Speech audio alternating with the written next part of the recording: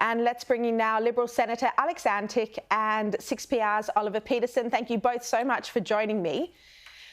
Look, Oliver, you're in WA. Alex, you're in South Australia. I want to look at how this result was so different in different parts of Australia. Labor is on track for its worst federal election result in Queensland since 1996. The incoming government is falling well short of Labor's original target. And, some MPs even said this publicly, that they wanted to win 10 seats in Queensland. But then, quite an extraordinary result in WA, an amazing swing towards Labor in WA. Oliver, Peter Dutton is a Queenslander. Do you think he has much chance of winning back voters in your state?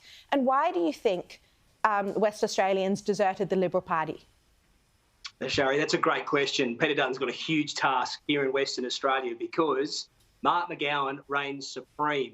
And I say that because he's got all of the seats bar about 2 in the lower house of the state parliament. That translated in the federal election result that we've just seen. I mean, it's remarkable when you think about it, Sharri. We have had the likes of Julie Bishop, Matthias Foreman, Christian Porter, some of the most senior ministers in a Liberal coalition government either resign, quit, leave the parliament over the last 6 years or so.